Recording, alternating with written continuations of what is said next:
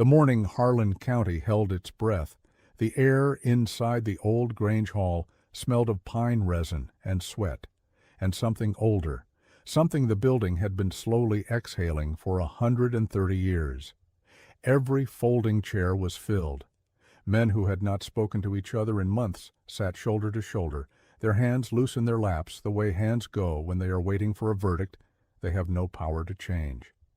The ceiling fan turned without cooling anything.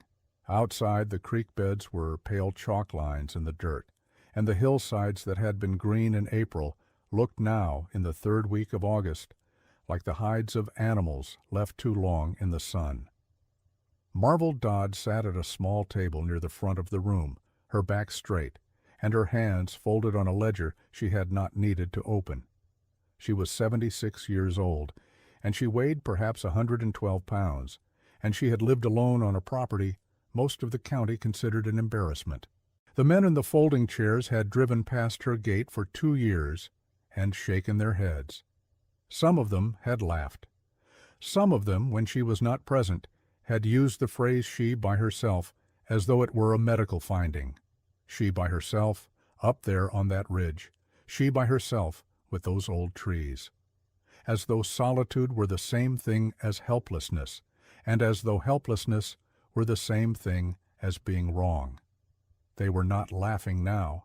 They were watching her the way parched ground watches a cloud. A man named Cutter sat at the far end of the room with his attorney beside him and a second attorney beside that one, and he watched Marvel with an expression that had been calibrated to suggest patience, but which held, just behind the eyes, the cold arithmetic of someone who has misjudged a column and cannot yet admit it. Marvell looked at the ceiling fan for a moment, then looked at the room, then said, in a voice that did not rise above ordinary conversation, that she supposed they had better begin. The hall went so quiet that a child in the back could be heard whispering to his mother, asking whether the old woman was going to share. His mother told him to hush. The old woman, for just a moment, permitted herself a small upward movement at the corner of her mouth. It was not a smile exactly. It was the expression of a person who knows the land made this decision long before any of them walked through the door. To understand what that moment meant, you have to go back 2 years and 4 months, to a Tuesday in April that was cold for the season and smelled of mud and last year's leaves. You have to go back to the day Marvel Dodd arrived. She came in a 12-year-old truck pulling a small trailer, and she arrived alone, which the county noted. The Lassiter property had been on the auction block twice before and failed to sell, and the county assessor had listed it so many times that the listing itself had grown an asterisk indicating structural concerns. 41 acres of mixed hardwood ridge, mostly second growth, some of it third growth, with a cabin that had been standing since 1947 and a root cellar that had been standing longer than the cabin, and a spring that was marked on no county map because no one had thought it worth marking. The spring had been producing water for longer than anyone present at the auction could testify to, but it was small and seasonal by local assumption, and seasonal was a polite way of saying it probably went dry in the exact months you needed it most. Marvel had bid $11,400, which was everything she had brought with her in a certified check, minus the $60 she needed for gas and groceries to last 3 weeks, while she sorted out whether she had made a terrible mistake. The auctioneer, a man named Perch Holloway, who wore a bolo tie and spoke of himself in the third person when he was proud of a transaction, had looked at her check and then looked at Marvel, and then looked at the assembled dozen men who had come to watch and probably to bid but found themselves not bidding, and Perch Holloway had said that he reckoned somebody had to take it. The assembled dozen had laughed with the specific generosity of people laughing at something that is not their problem. A man in a green cap said loud enough to carry, 41 acres of hardship and a building permit violation is what that is. Another man said she was getting a bargain if she needed firewood. A third man, who would later present himself at her gate in a condition of considerable humility, said she was the only buyer because she was the only one who didn't know what she was buying. This also got a laugh. Marvel took her copy of the deed, thanked Perch Holloway, walked to her truck, and drove the 7 miles up to the ridge without stopping. She was not angry. She was measuring. A man named Burton Cutter had been standing apart from the laughing dozen at the auction. He wore a canvas coat that had been made for him specifically, which you could tell, because it fit across the shoulders the way clothes fit people who have clothes made.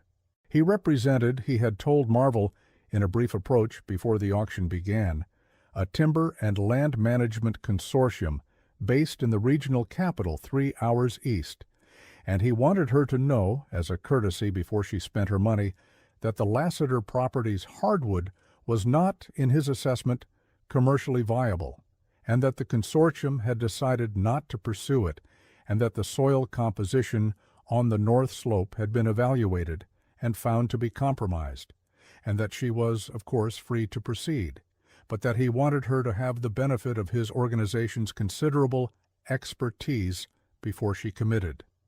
He had said all of this in a warm and careful voice, the voice of someone laying groundwork. He had then said that should she find herself at any point wishing to unburden herself of the property, the consortium would consider an offer in the range of $8,000 to $9,000, purely as a neighborly gesture to spare her the difficulty of a resale. Marvell had listened to all of this and then said evenly that she appreciated his thoroughness. Cutter had smiled and said he hoped she would keep his card. She had kept it.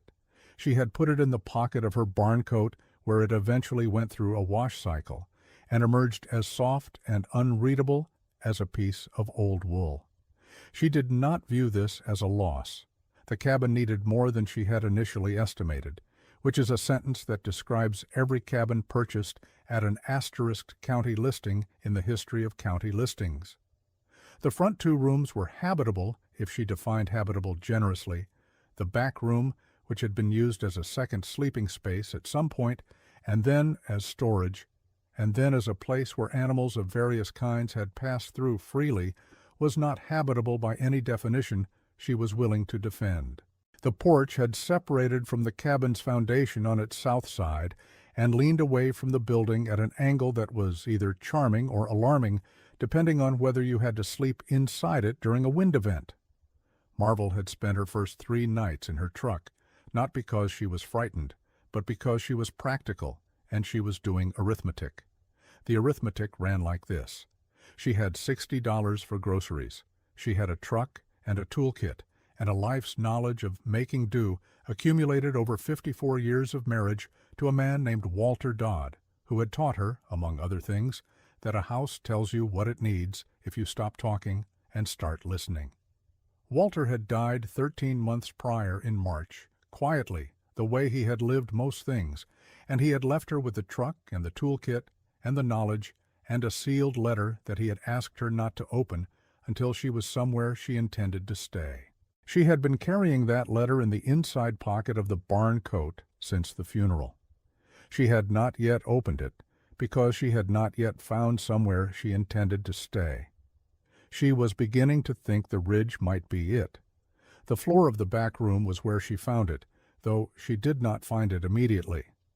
She found it on her 4th day on the property, when she was pulling up warped boards to assess the subfloor, and found, beneath the 3rd board from the east wall, a tin box that had been set into a deliberate recess in the joist space, not fallen or forgotten, but placed, the way you place something you want someone to find when they are ready.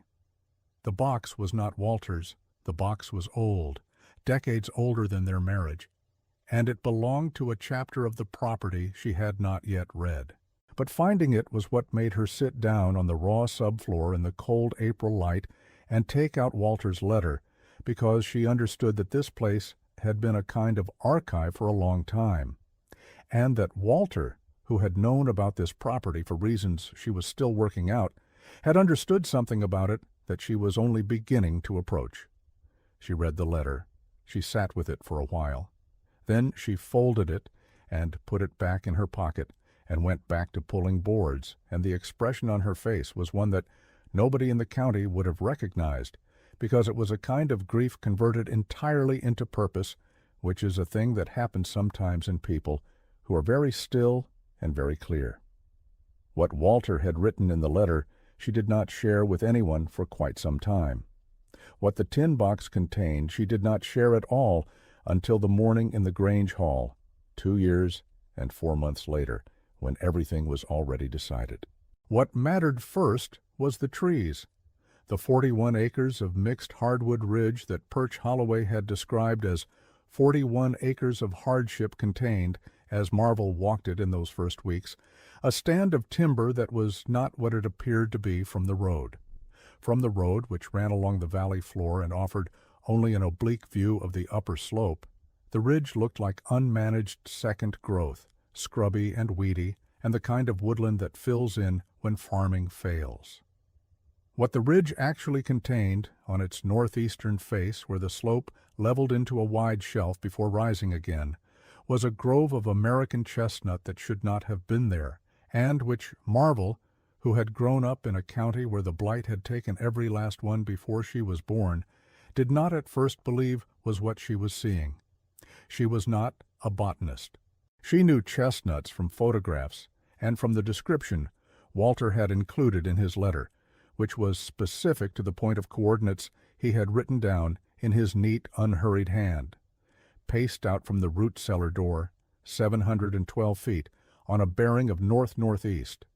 Walter had been to the property once, 30 years earlier, under circumstances involving a fishing trip and a wrong turn, and a conversation with the man who had owned it then, an old man named Lassiter, who had not told anyone about the trees because he did not trust anyone enough, and because the trees were his to know about, and his alone, which was a position Marvel respected even as she inherited its consequences. The trees were blight-resistant. Not all of them, and not completely, but enough of them, and in enough of a sustained way that someone who understood what they were looking at would know they were looking at something rare and worth protecting and worth understanding, which is a different thing from worth exploiting, a distinction that would become important later. She did not tell anyone. This was not deception. This was the instinct of someone who has learned that sharing what you have before you understand what you have is how you lose it. She spent the first summer learning the grove, walking it daily, taking measurements in a notebook, counting the mature trees, counting the young trees, noting which had shown blight signs and which had not, and whether the resistant ones shared observable characteristics. She was not a scientist, but she was methodical in the way that people become who have spent decades keeping track of things that matter. The grove held 23 mature trees and some number of younger ones she was still counting. The mature trees produced, in a good year, a quantity of nuts she was only beginning to estimate. In the second summer, before the drought came, she filled 11 bushel crates from a single October week and had to stop and rest her back and do the arithmetic from a sitting position. 11 bushel crates from the accessible trees only, in 1 week. In a year, she was still learning the grove's cycle. She kept the crates in the root cellar, which was dry and cool, and built into the hillside in a way that maintained a near constant temperature, the way root cellars do when they have been correctly sited, which this one had been by whoever had built it long before the cabin above it was constructed. She did not advertise the crates. She continued to be pitied. Old Nadia Szymanski lived a mile and a half down the Ridge Road in a house that had been built by her late husband's family when they arrived from Poland in 1922, and she was 85 years old and still gardened with the focused intensity of someone who believed the garden would give up if she did. She had watched Marvel's truck go up the Ridge Road in April and had made a judgment about the situation, and then had made a pie and driven it up the road in her own truck, which was older than Marvell's, and ran better on the third day after Marvell's arrival.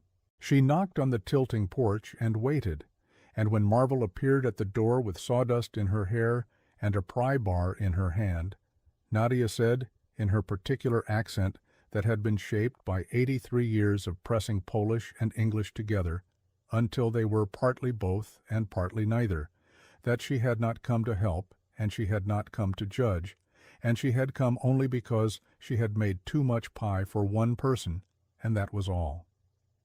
Marvel had said that was fine, and had put down the pry bar, and they had eaten pie on the good side of the porch and looked at the valley below, which was green in April, and seemed not yet to know what was coming. It was Nadia who first said the thing about the trees. She had not seen the grove. She had no reason yet to know about it. But she had said, looking at the ridge above them with her hands around a mug of coffee, that land keeps what it loves and starves out what it doesn't. And the thing a piece of ground loves is always the thing you weren't expecting, and the way you find it is by getting quiet enough that you can hear the place telling you. She had said this plainly, in the manner of someone stating a fact about weather. Marvel had written it in the back of her notebook that evening, not as a quote, but as a working principle, the same way Walter used to write things that mattered in a margin without attribution, because if a thing was true, it didn't need a source. Land keeps what it loves. She said it to herself in the mornings when she walked the grove, and she said it to herself in the evenings when she did the arithmetic in her ledger, and it became by repetition the thing that the place sounded like in her mind when she was listening to it. The boy arrived in June of the first year.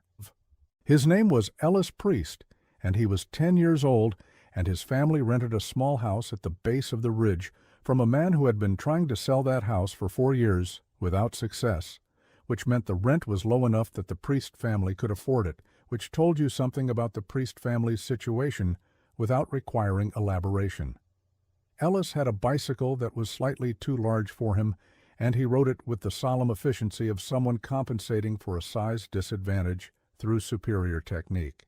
He had appeared at the edge of Marvel's property line on a morning in mid-June and watched her carry boards from the porch repair pile to the burn pile without saying anything for approximately 40 minutes, and then had said that he could carry the short ones if she needed help. And Marvel had said that she could use the help, and he was welcome to start with the short ones. He had never asked about wages, and she had never offered them, which turned out to be the foundation of a working relationship of considerable dignity on both sides. By July, he was at the property 4 mornings a week. By August, he had named the squirrels that used the north side of the root cellar roof as a thoroughfare, and had begun calling the largest chestnut tree in the grove the Admiral, which was a name Marvel thought was correct without being able to fully explain why. Ellis did not laugh at things. He observed them. When Cutter's car came slowly up the ridge road one afternoon in late July, Ellis watched it from the roof of the root cellar, where he had been helping Marvel patch a seam, and said without looking away from the car that the man inside it had been down at the base of the road twice before without coming up, which was a thing he had noticed from his bicycle during his commute. Marvell said that was useful to know and thanked him. Cutter had come to make a second offer, which he framed as an adjustment in light of new information from his consortium's ongoing regional assessment. The new figure was $14,000, which was $3,000 more than she had paid, and he presented it as generosity of a substantial kind. He had looked at the property with an expression of practiced neutrality while he delivered the figure, and Marvel had listened, and then said that she was not interested in selling. He had said he understood, and that the offer would remain open, and that the consortium was deeply respectful of her autonomy and her difficult situation, and Marvel had said that her situation was not difficult in any way, that required his sympathy, and Cutter had smiled with only his mouth and gotten back in his car. He had glanced as he turned the car around at the root cellar. The glance was brief and specific. Marvel noted it. She did not change anything she was doing, but she noted it, and she began keeping the root cellar padlocked, which she had not done before. She also began keeping account of the crates, which she had been doing loosely, now precisely, because a person who has glanced at your root cellar in that particular way is a person who is eventually going to mention a number, and if they mention a number that is more accurate than chance would explain, that is information of a different kind entirely. The outside validator came in October of the second year, which was a month after the drought had begun to reveal its intention to be something more serious than a dry spell. His name was Glendon Marsh, and he was a pastry chef from the city who drove 4 hours to source ingredients he could not find through ordinary channels, and he had heard about the Lassiter Ridge through a woman who had heard about it from Nadia Szymanski, who had said, with characteristic brevity, that there was something growing up there that was worth a person's time to inquire about. Marsh had knocked at the cabin door on a Tuesday morning with the direct confidence of a person accustomed to negotiating for things that other people do not know are valuable. He had asked, without preamble, whether she had chestnuts, and Marvel had said she did, and he had asked what kind, and she had said she was not a botanist, and he had asked if he could see them, and she had shown him a sample from the current year's harvest, and he had held one in each hand for a moment with his eyes closed, which was an unusual thing to do with a nut. And then he had said, in the voice of someone keeping his feelings measured, that he would pay $45 a pound for however many she could provide, certified or not, and that he could take 50 pounds today, if she had it, and would come back monthly if she was willing. 40 pounds at $45 was $1,800 for a single visit. The arithmetic of that sat on Marvel for a moment in the specific way that arithmetic sits when it changes the shape of a situation. She said she would sell him 40 pounds today, and that she would consider his monthly arrangement. She did not show any expression beyond attentiveness. After he left, she sat on the good side of the porch for a while, and let the number settle into the ledger in her mind.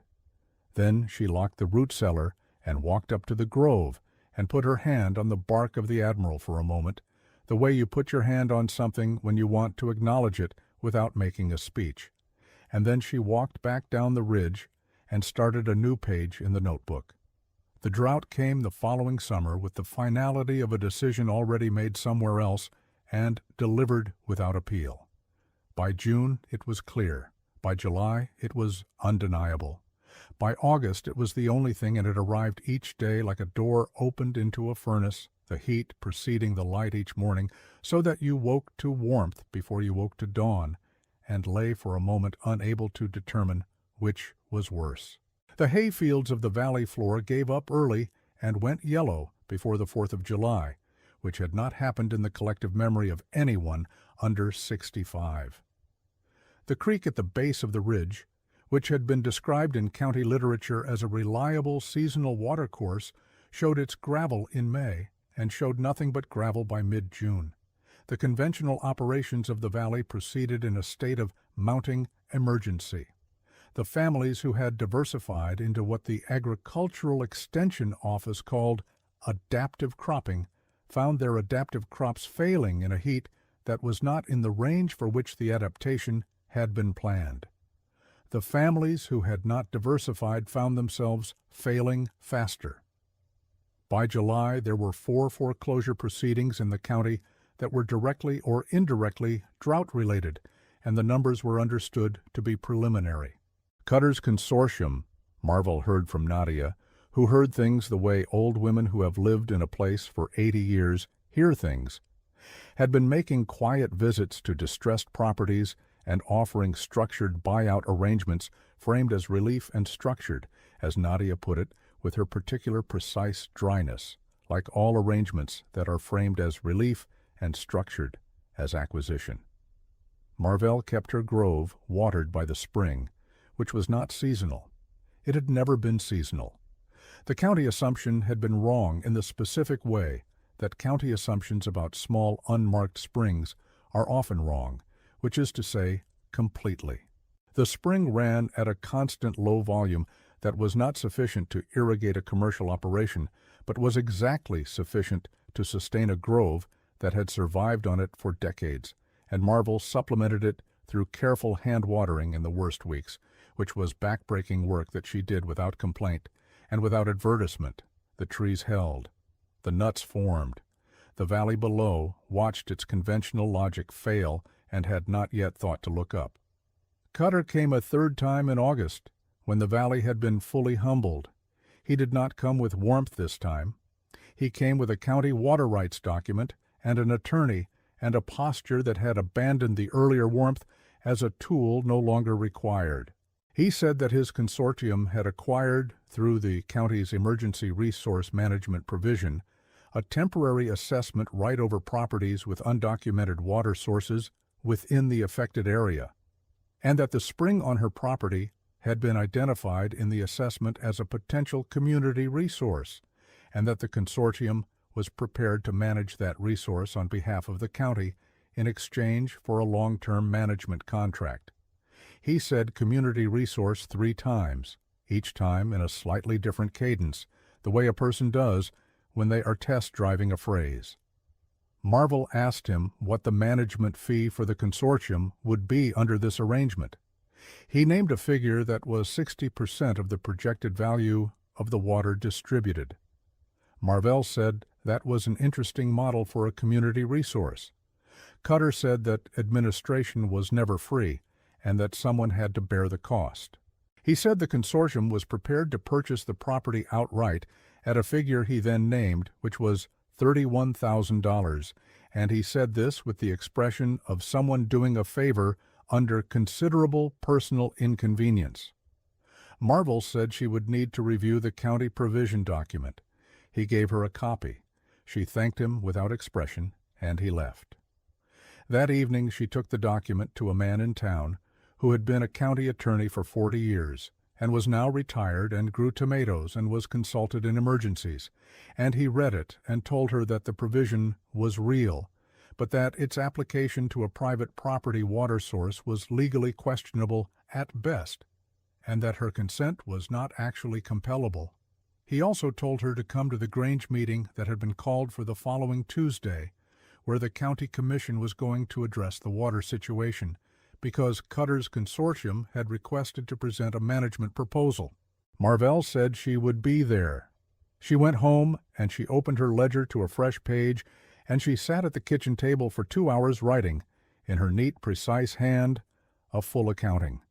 Every crate counted, every pound sold, every month's water volume measured with the rain gauge she had placed over the spring outflow in her first October on the property. Every note from her arborist correspondence with a forestry school 4 states away, to whom she had mailed samples in her second spring, and who had written back with a caution and a confirmation that had taken her breath momentarily away. She knew exactly what she had. She knew exactly what Cutter had tried to buy 3 times.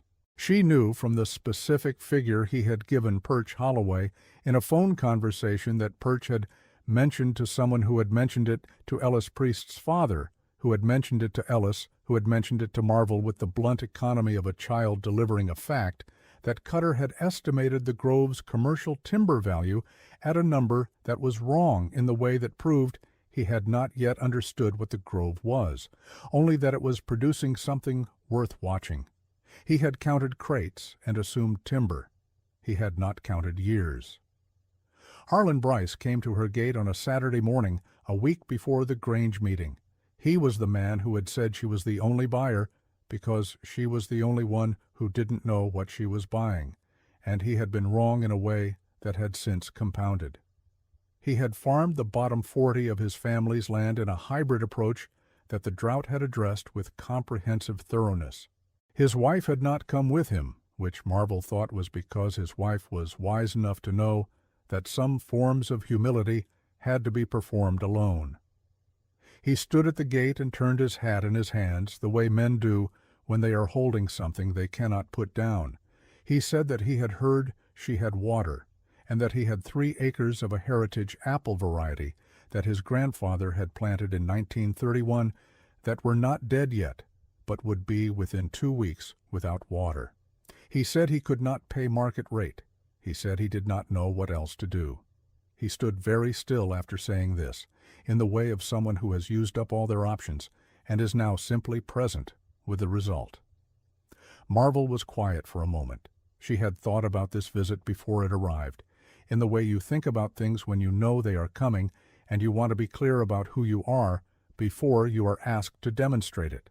She said that the apple trees were a public good and that the water was not hers in the sense he was describing, and that he should bring whatever equipment he had on Monday morning, and they would sort out a rotation. He said he could pay something toward her trouble. She said the trees were enough of a payment. He put his hat on and held the brim for a moment, not tipping it exactly, but something like it, and walked back to his truck without saying anything further, because there was nothing further required. When his truck was gone, Ellis, who had been sitting on the root cellar roof doing his reading in the early cool of the morning, said, without looking up from his book, that he thought Bryce was the one who'd said she didn't know what she was buying. Marvel said she knew. Ellis turned a page. Marvel said it was entirely possible to be wrong about something and still have apple trees worth saving. Ellis considered this and said that was fair. They left it there. The Grange Hall on Tuesday had every chair filled and people standing along the walls. Cutter sat at the front with his attorneys and a presentation board that had the consortium's name across the top in clean professional lettering. The commission chair called the meeting to order and acknowledged that the county was in a circumstance of demonstrated emergency and that a proposal was to be heard. Cutter stood and delivered his consortium's management plan in the warm and orderly voice he used for public purposes. He described the spring on the Lassiter Ridge property as an underdeveloped community water source of significant potential. He described the consortium's management contract as the most efficient and responsible mechanism for equitable distribution. He used equitable 4 times. He did not use the word profitable, though the 60% management fee was represented in his projected figures in a row of numbers that assumed the fee as a given. He referred to the current property owner as a private landholder twice, in a tone that made private sound like a problem to be solved in the interest of the community. He said that the consortium had made multiple good faith attempts to acquire the property at fair market value, which Marvel noted was a description of 3 offers at prices below her demonstrated return from a single month of sales to Glendon Marsh, who would have said something about that if asked. Cutter sat down. The commission chair looked at the room and asked if there was response from the floor. Marvel stood. She was the smallest person in the room.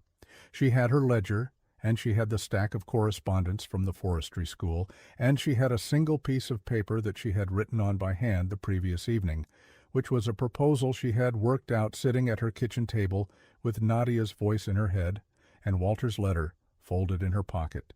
She said she appreciated the consortium's interest in the community's welfare and that she had a question before she made her proposal. Cutter said, with the warm patience of a man who is not worried, that she was welcome to ask. She said that, in his presentation, he had estimated the spring's current output at 17 gallons per hour. She said she was curious how he had arrived at that figure. A small shift occurred in the room. Cutter said that the consortium's assessment team had conducted a field evaluation. Marvel said that she herself had measured the spring's output continuously for 23 months with a calibrated gauge, and that the figure varied between 14 and 20 gallons per hour depending on seasonal conditions, and that 17 was within range, but that the gauge was placed on the interior output pipe, not on the surface flow, and that the interior measurement was not accessible from the property line. She let that sit for a moment. She did not say spy. She said access point.